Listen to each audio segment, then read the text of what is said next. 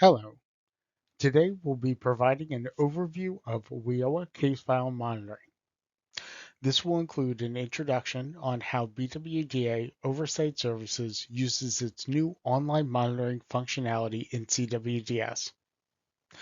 The intended audience for this training is for LWDB staff monitors who review case files for compliance, fiscal staff who review case files to ensure that expenditures associated with services provided meet expected cost principles, and anyone who would like an insight into solid case file review processes. Let's get started.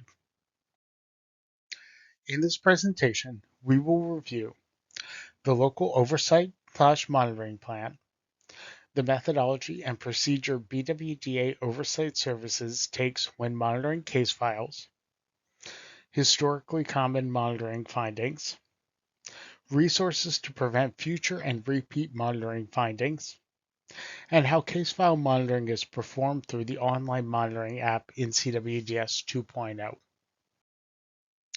First, let's take a look at the local oversight/monitoring plan.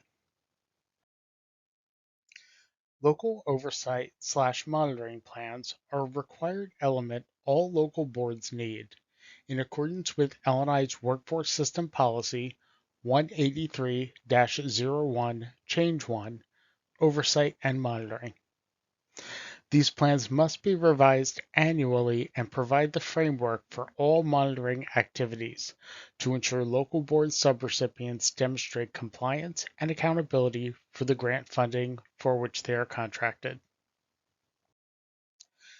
At a minimum, the local oversight plan must address the oversight process, the risk assessment, the frequency of monitoring, and the schedule and timeline for the current program year's monitoring. As with the local monitoring of subrecipients we discussed in last month's presentation, conducting case file monitoring is important to do early in the program year and often to ensure subrecipients are monitored in line with their assessed level of risk, ensure they are meeting agreed upon contractual requirements like the scope of work, the budget, and performance measures, identifying areas of noncompliance so technical assistance can be provided timely enough so actionable steps can be taken to mitigate further noncompliance.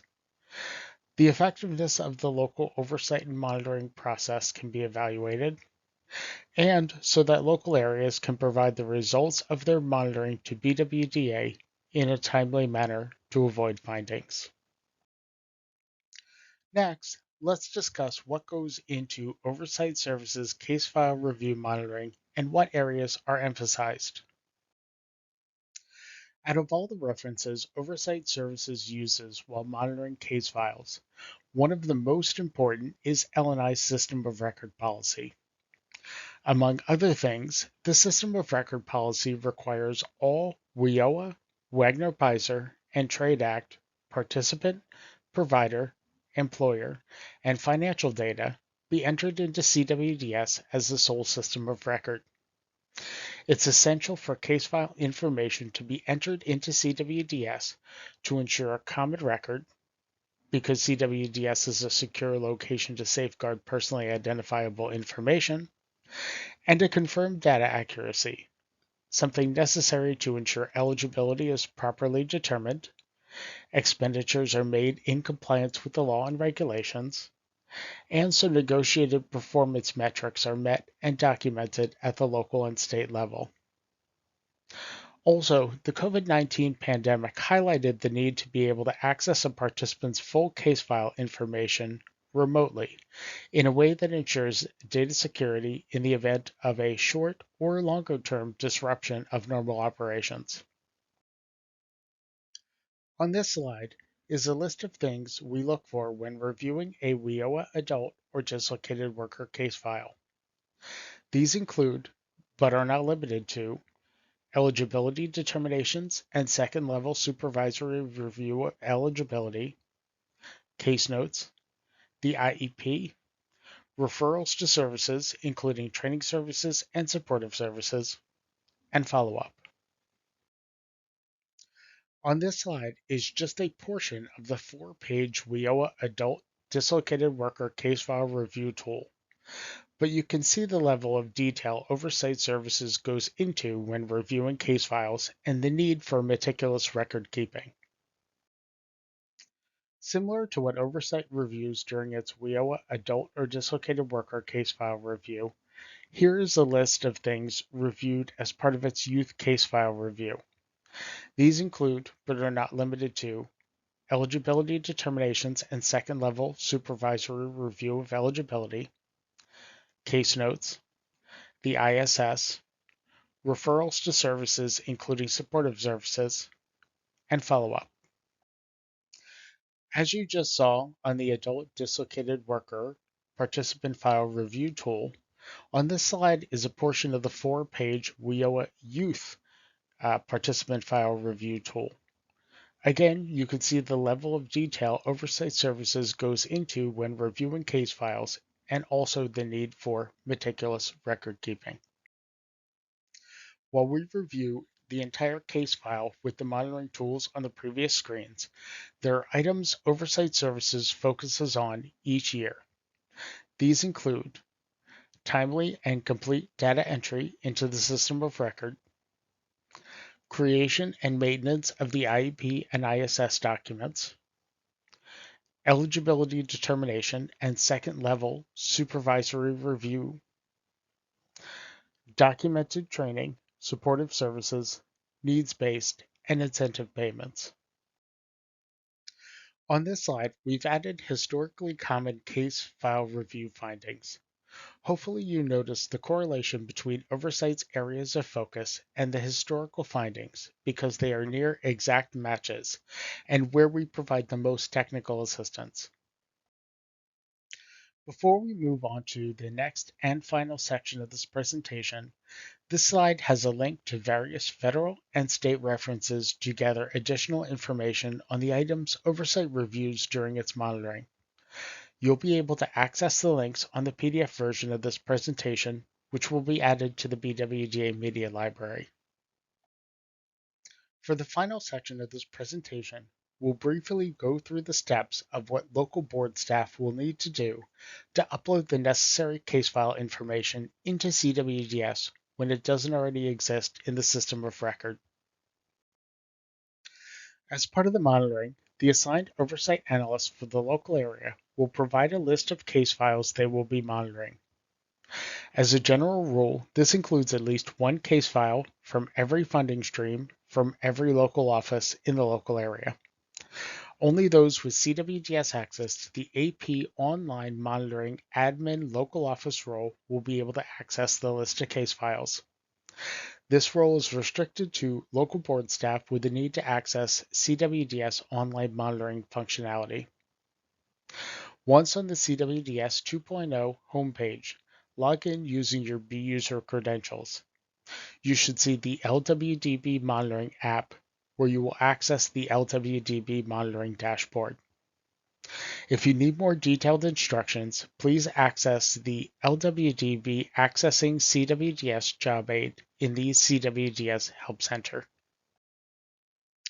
On the LWDB monitoring dashboard, click on Monitoring Activities, click on the Plan Search, and then click on the PY 2024 plan name in the search results.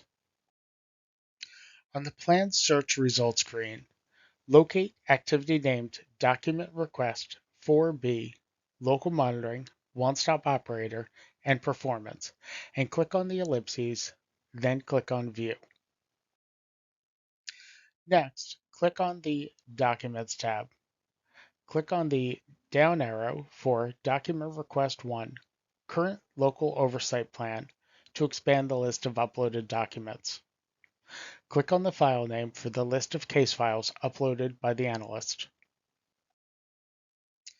A pop-up notification will appear on your internet browser when the file is downloaded. Click the file name to open it. The list of case files opens. This may be in MS Word or Adobe Reader, depending on the file format. This document will include any additional instructions and the date when any additional case file documentation is due to be uploaded. As a note, if you have any issues accessing the list of case files selected for review, please reach out to your assigned Oversight analyst or the Oversight Services resource account at ra-li-bwda-os@pa.gov. Next, we're going to talk about what to upload to CWDS for the case file review. Gather your documentation for each participant. Please include only documentation that is not already available in CWDS.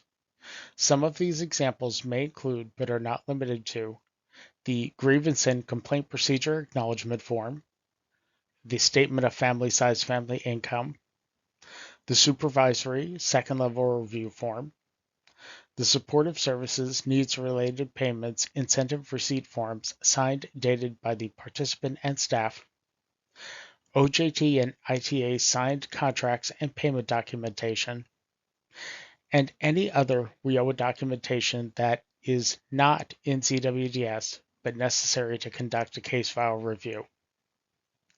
Make sure you save the documents in a single file for each participant using the naming convention of participant ID participant last name program.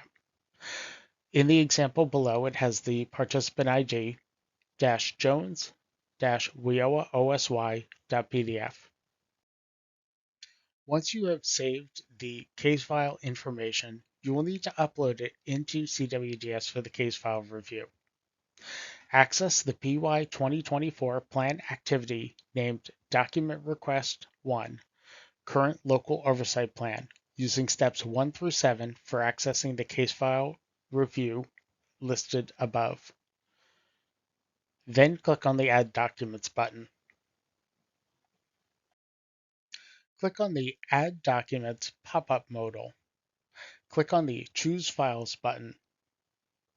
Access the file folder and select the file name for the participant you need to upload from the computer dialog box and click Open.